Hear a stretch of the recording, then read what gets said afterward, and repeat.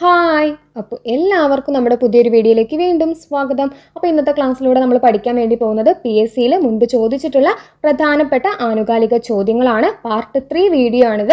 അപ്പോൾ part 1ഉം part 2ഉം video നിങ്ങൾ കണ്ടിട്ടില്ലെങ്കിൽ ആ വീഡിയോ കണ്ടു നോക്കുക കേട്ടോ. ലിങ്ക് ഞാനിവിടെ താഴെ ഡിസ്ക്രിപ്ഷൻ ബോക്സിൽ കൊടുക്കുക, നിങ്ങൾ ചെക്ക് ചെയ്ത് നോക്കുക. അപ്പോൾ നമ്മുടെ വീഡിയോസൊക്കെ നിങ്ങൾക്ക് ഇഷ്ടപ്പെടുന്നുണ്ട്, യൂസ്ഫുൾ ആവുന്നുണ്ടെങ്കിൽ തീർച്ചയായും വീഡിയോ ലൈക്ക് ചെയ്യുക, നിങ്ങളുടെ അഭിപ്രായങ്ങൾ കമൻസിലൂടെ നമ്മളെ അറിയിക്കുക. അപ്പോൾ നമ്മുടെ ചാനൽ സബ്സ്ക്രൈബ് ചെയ്യാതെ വീഡിയോ കാണുന്നുണ്ടെങ്കിൽ പ്ലീസ് നമ്മുടെ ചാനൽ ഒന്ന് സബ്സ്ക്രൈബ് ചെയ്ത് സപ്പോർട്ട് ചെയ്യുക കേട്ടോ. അപ്പോൾ നമുക്ക് വീഡിയോ സ്റ്റാർട്ട് ചെയ്താലോ. ഫസ്റ്റ് ക്വസ്റ്റ്യൻ നോക്കാം. കേരളത്തിലെ ഇപ്പോഴത്തെ മുഖ്യ വിവരാവകാശ കമ്മീഷണർ, കേരളത്തിലെ ഇപ്പോഴത്തെ മുഖ്യ വിവരാവകാശ കമ്മീഷണർ ചോദിച്ചാൽ ആരാണ്? V Hari Nair. V Hari Nair IAS ആണ് കേരളത്തിലെ ഇപ്പോഴത്തെ മുഖ്യ വിവരാവകാശ കമ്മീഷണർ. ഇന്ത്യയിലെ ഇപ്പോഴത്തെ മുഖ്യ വിവരാവകാശ കമ്മീഷണർ ആരാണ്? ഹീരാലാൽ സമരിയ. ഹീരാലാൽ സമരിയയാണ് ഇന്ത്യയിലെ ഇപ്പോഴത്തെ മുഖ്യ വിവരാവകാശ കമ്മീഷണർ. ഇന്ത്യയിലെ മുഖ്യ വിവരാവകാശ കമ്മീഷണറാണ് ഹീരാലാൽ സമരിയ. കേരളത്തിലെ ഇപ്പോഴത്തെ മുഖ്യ വിവരാവകാശ കമ്മീഷണർ ചോദിച്ചാൽ വി ഹരിനായർ ആണ്. 2023 രാജസ്ഥാനിൽ പുതുതായി സ്ഥാപിച്ച വന്യജീവി സംരക്ഷണ കേന്ദ്രം. 2023 രാജസ്ഥാനിൽ പുതുതായി സ്ഥാപിച്ച വന്യജീവി സംരക്ഷണ കേന്ദ്രമാണ് സോർസൻ. സോർസൻ വന്യജീവി സംരക്ഷണ കേന്ദ്രം സ്ഥിതി ചെയ്യുന്നത് രാജസ്ഥാനിലാണ്. ഓർത്തിരിക്കണം, സോർസൻ വന്യജീവി സംരക്ഷണ കേന്ദ്രം എവിടെയാണ്? രാജസ്ഥാനിലാണ്. അപ്പോൾ 2023 രാജസ്ഥാനിൽ പുതുതായി സ്ഥാപിച്ച വന്യജീവി സംരക്ഷണ കേന്ദ്രമാണ് സോർസൻ. 26ാമത് PV മെമ്മോറിയൽ എൻഡോമെന്റ് അവാർഡ് നേടിയ പരിസ്ഥിതി പ്രവർത്തകൻ. 26ാമത് PV മെമ്മോറിയൽ എൻഡോമെന്റ് അവാർഡ് നേടിയ പരിസ്ഥിതി പ്രവർത്തകൻ. 26ാമത് എന്ന് പറയുമ്പോൾ 2023. 2023 26ാമത് PV മെമ്മോറിയൽ എൻഡോമെന്റ് അവാർഡ് നേടിയ പരിസ്ഥിതി പ്രവർത്തകനാണ് Sreeman Narayanan. 2023 PV memorial endowment award നേടിയിട്ടുള്ള പരിസ്ഥിതി പ്രവർത്തകനാണ് ശ്രീമൻ നാരായണൻ. അപ്പോൾ 2024 ചോദിച്ചാൽ ആർക്കാണ്? 2024 PV മെമ്മോറിയൽ എൻഡോമെന്റ് അവാർഡ് നേടിയിട്ടുള്ളത് ആരാണ്? തട്ടേക്കാട് ബേർഡ് സാങ്ച്വറിയിലെ ഫോറസ്റ്റ് ഗൈഡ് ആയിട്ടുള്ള സുധാമയാണ്. തട്ടേക്കാട് ബേർഡ് സാങ്ച്വറിയിലെ ഫോറസ്റ്റ് ഗൈഡ് ആയിട്ടുള്ള സുധാമയാണ് 2024 PV മെമ്മോറിയൽ എൻഡോമെന്റ് അവാർഡ് നേടിയിട്ടുള്ള ഫോറസ്റ്റ് ഗൈഡ്. ഓർത്തിരിക്കുക, 23 ശ്രീമൻ നാരായണനാണ്, 2024 സുധാമയാണ്.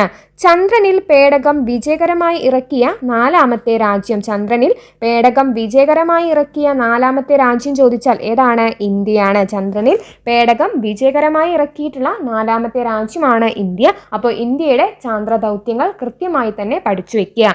ചന്ദ്രയാൻ 1 വിക്ഷേപിച്ചത് എന്നാണ്? ചന്ദ്രയാൻ 1 വിക്ഷേപിച്ചത് ചന്ദ്രയാൻ 1 വിക്ഷേപിച്ചത് 2008 ഒക്ടോബർ 22. ഒക്ടോബർ 22-നാണ് ചന്ദ്രയാൻ 1 വിക്ഷേപിച്ചത്. 2008 ഒക്ടോബർ 22-നാണ് ചന്ദ്രയാൻ 1 വിക്ഷേപിച്ചത്.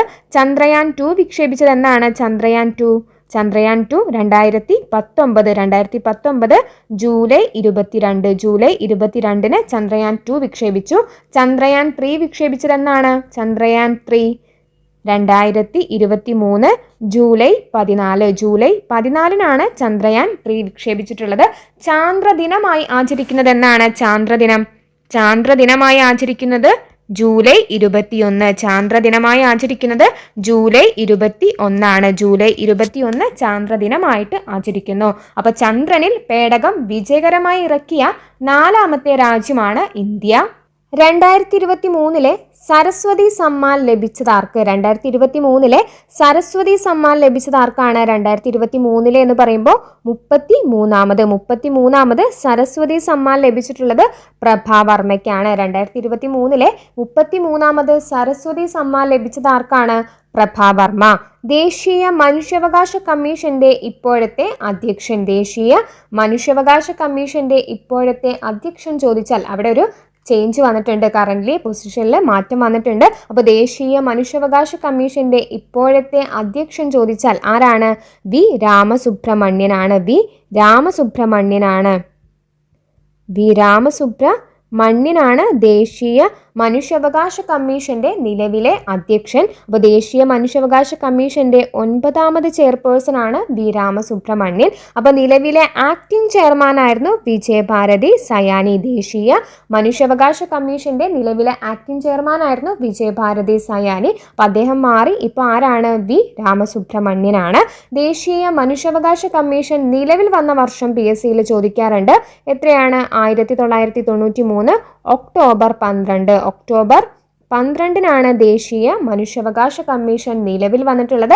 പ്രഥമ അധ്യക്ഷനും വളരെ ഇമ്പോർട്ടൻ്റ് ആണ്. ദേശീയ മനുഷ്യാവകാശ കമ്മീഷന്റെ പ്രഥമ അധ്യക്ഷൻ ചോദിച്ചാൽ ജസ്റ്റിസ് രംഗനാഥ മിശ്ര. ജസ്റ്റിസ് രംഗനാഥ മിശ്രയാണ് ദേശീയ മനുഷ്യാവകാശ കമ്മീഷന്റെ പ്രഥമ അധ്യക്ഷൻ. അപ്പോൾ ഇപ്പോഴത്തേത് ചോദിച്ചാൽ ആരാണ്? വി രാമസുബ്രഹ്മണ്യനാണ്. വിജയഭാരതി സയാനി ദേശീയ മനുഷ്യാവകാശ കമ്മീഷന്റെ ആക്ടിംഗ് ചെയർമാൻ ആയിരുന്നു.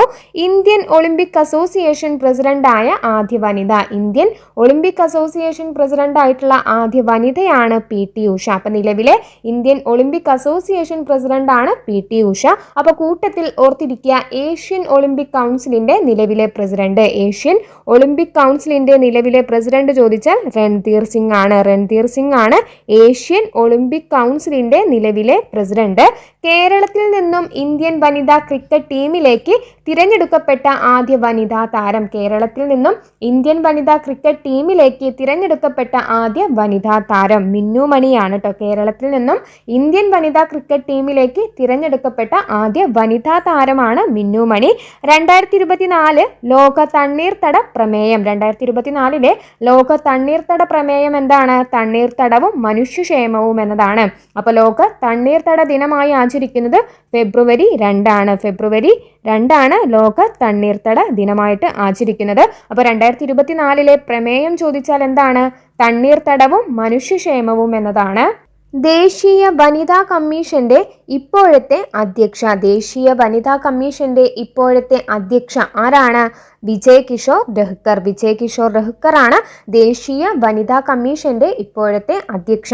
ദേശീയ വനിതാ കമ്മീഷൻ നിലവിൽ വന്ന വർഷം ചോദിച്ചാൽ എത്രയാണ്? 1992 ജനുവരി 31. 1992 ജനുവരി 31-നാണ് ദേശീയ വനിതാ കമ്മീഷൻ നിലവിൽ വന്നിട്ടുള്ളത്. ദേശീയ വനിതാ കമ്മീഷന്റെ പ്രഥമ അധ്യക്ഷ ചോദിച്ചാൽ ആരാണ് പ്രഥമ അധ്യക്ഷ? PSCയിൽ ചോദിക്കാറുണ്ട്. ജയന്തി പട്നായിക്. ജയന്തി പട്നായിക് ആണ് ദേശീയ വനിതാ കമ്മീഷന്റെ പ്രഥമ അധ്യക്ഷ. അപ്പോൾ ദേശീയ വനിതാ കമ്മീഷന്റെ ഇപ്പോഴത്തെ അധ്യക്ഷ ചെയർപേഴ്സൺ ചോദിച്ചാൽ ആരാണ്? വിജയ് കിഷോർ ദഹ്കർ. ഇന്ത്യൻ ഫുട്ബോൾ ടീമിന് വേണ്ടി ഏറ്റവും കൂടുതൽ മത്സരങ്ങൾ കളിച്ച കളിക്കാരൻ. ഇന്ത്യൻ ഫുട്ബോൾ ടീമിന് വേണ്ടി ഏറ്റവും കൂടുതൽ മത്സരങ്ങൾ കളിച്ച കളിക്കാരൻ ആരാണ്? സുനിൽ ഛേത്രി. സുനിൽ ഛേത്രിയാണ് ഇന്ത്യൻ ഫുട്ബോൾ ടീമിന് വേണ്ടി ഏറ്റവും കൂടുതൽ മത്സരങ്ങൾ കളിച്ച കളിക്കാരൻ. കേരളത്തിലെ പട്ടികജാതി പട്ടികവർഗ കമ്മീഷന്റെ നിലവിലെ ചെയർമാൻ. കേരളത്തിലെ പട്ടികജാതി പട്ടികവർഗ കമ്മീഷന്റെ നിലവിലെ ചെയർമാൻ ചോദിച്ചാൽ ആരാണ്? BS മാവോജി. ശ്രീ BS മാവോജിയാണ് കേരളത്തിലെ പട്ടികജാതി പട്ടികവർഗ കമ്മീഷന്റെ നിലവിലെ ചെയർമാൻ. അയ്യങ്കാളി നഗര തൊഴിലുറപ്പ് പദ്ധതിയുടെ ദിവസവേതനം എത്ര രൂപയാണ് വർദ്ധിപ്പിച്ചത്? അയ്യങ്കാളി നഗര തൊഴിലുറപ്പ് പദ്ധതിയുടെ ദിവസവേതനം എത്ര രൂപയാണ് വർദ്ധിപ്പിച്ചത്? 22 രൂപയാണ്. 22 രൂപയാണ് അയ്യങ്കാളി നഗര തൊഴിലുറപ്പ് പദ്ധതിയുടെ ദിവസവേതനം എത്ര രൂപയായിട്ടാണ് വർദ്ധിപ്പിച്ചിട്ടുള്ളത്? 22 രൂപ കൂടി വർദ്ധിപ്പിച്ചിട്ടുണ്ട്. 2024 ലോക ആരോഗ്യ ദിന പ്രമേയം. 2024 ലോക ആരോഗ്യ ദിന പ്രമേയം ചോദിച്ചാൽ എൻ്റെ ആരോഗ്യം എൻ്റെ അവകാശം എന്നതാണ്. എൻ്റെ ആരോഗ്യം എൻ്റെ അവകാശം എന്നതാണ് 2024 ലോക ആരോഗ്യ ദിന പ്രമേയം. ലോക ആരോഗ്യ ദിനമായി ആചരിക്കുന്നത് എന്നാണ്? ഏപ്രിൽ 7. ഏപ്രിൽ 7 ആണ് ലോക ആരോഗ്യ ദിനമായി ആചരിക്കുന്നത്. 2024 തീം ചോദിച്ചാൽ എൻ്റെ ആരോഗ്യം എൻ്റെ അവകാശം എന്നതാണ്. 2024 വേൾഡ് ഹാപ്പിനെസ് റിപ്പോർട്ട് പ്രകാരം ലോകത്തിലെ ഏറ്റവും കൂടുതൽ സന്തോഷമുള്ള രാജ്യം. 2024 വേൾഡ് ഹാപ്പിനെസ് റിപ്പോർട്ട് പ്രകാരം ലോകത്തിലെ ഏറ്റവും കൂടുതൽ സന്തോഷമുള്ള രാജ്യമാണ് ഫിൻലാൻഡ്. നാരി ശക്തി വന്ദൻ അധിനിയം ബില്ലിൽ രാഷ്ട്രപതി ഒപ്പുവെച്ചത്. നാരി ശക്തി വന്ദൻ അധിനിയം ബില്ലിൽ രാഷ്ട്രപതി ഒപ്പുവെച്ചത് എന്നാണ്? 2023 സെപ്റ്റംബർ 28. നാരി ശക്തി വന്ദൻ അധിനിയം ബില്ലിൽ രാഷ്ട്രപതി ഒപ്പുവെച്ചത് 2023 സെപ്റ്റംബർ 28-നാണ്. ലോകസഭ പാസാക്കിയത് 2023 സെപ്റ്റംബർ 20. സെപ്റ്റംബർ 20-നാണ് ലോകസഭ പാസാക്കിയിട്ടുള്ളത്. രാജ്യസഭ പാസാക്കിയത് 2023 സെപ്റ്റംബർ 21. ലോകസഭ പാസാക്കിയത് 2023 സെപ്റ്റംബർ 20-നും രാജ്യസഭ പാസാക്കിയിട്ടുള്ളത് 2023 സെപ്റ്റംബർ 21-നാണ്. രാഷ്ട്രപതി ഒപ്പുവെച്ചിട്ടുള്ളത് 2023 സെപ്റ്റംബർ 28-നാണ്. ഇന്ത്യയിലെ ഏത് സൈനിക വിഭാഗത്തിനാണ് പുതിയ പാർലമെന്റ് മന്ദിരത്തിന്റെ നിലവിലുള്ള സുരക്ഷാ ചുമതല? ഇന്ത്യയിലെ ഏത് സൈനിക വിഭാഗത്തിനാണ് പുതിയ പാർലമെന്റ് മന്ദിരത്തിന്റെ നിലവിലുള്ള സുരക്ഷാ ചുമതല? CISF. CISF-നാണ് കേട്ടോ. ഇന്ത്യയിലെ ഏത് സൈനിക വിഭാഗത്തിനാണ് പുതിയ പാർലമെന്റ് മന്ദിരത്തിന്റെ നിലവിലെ സുരക്ഷാ ചുമതല എന്ന് ചോദിച്ചാൽ CISF ആണ്. അപ്പൊ പുതിയ പാർലമെന്റ് മന്ദിരത്തിന്റെ മുഖ്യ ശില്പി ചോദിച്ചാൽ ആരാണ്? പുതിയ പാർലമെന്റ് മന്ദിരത്തിന്റെ മുഖ്യ ശില്പി ആരാണ്? ബിമൽ ഹസ്മുഖ് പട്ടേൽ. ബിമൽ ഹസ്മുഖ് പട്ടേൽ ആണ് കേട്ടോ. ബിമൽ ഹസ്മുഖ് പട്ടേലാണ് പുതിയ പാർലമെന്റ് മന്ദിരത്തിന്റെ മുഖ്യ ശില്പി. പഴയ പാർലമെന്റ് മന്ദിരത്തിന്റെ നിലവിലെ പേര് ചോദിച്ചാൽ എന്താണ്? സംവിധാൻ സദൻ എന്നതാണ്. സംവിധാൻ സദൻ എന്നതാണ് പഴയ പാർലമെന്റ് മന്ദിരത്തിന്റെ നിലവിലെ പേര് കേട്ടോ. പഴയ പാർലമെന്റ് മന്ദിരം പറയപ്പെടുന്നത് എന്ത് പേരിലാണ്? സംവിധാൻ സദൻ എന്ന പേരിലാണ്. നീതി ആയോഗിന്റെ നിലവിലെ ചീഫ് എക്സിക്യൂട്ടീവ് ഓഫീസർ. നീതി ആയോഗിന്റെ നിലവിലെ ചീഫ് എക്സിക്യൂട്ടീവ് ഓഫീസർ CEO ചോദിച്ചാൽ ആരാണ്? PVR സുബ്രഹ്മണ്യം. നീതി ആയോഗിന്റെ നിലവിലെ CEO ചീഫ് എക്സിക്യൂട്ടീവ് ഓഫീസർ ആണ് PVR സുബ്രഹ്മണ്യം. അപ്പൊ നീതി ആയോഗിന്റെ നിലവിലെ ചെയർമാൻ ചോദിച്ചാൽ നരേന്ദ്രമോദിയാണ്.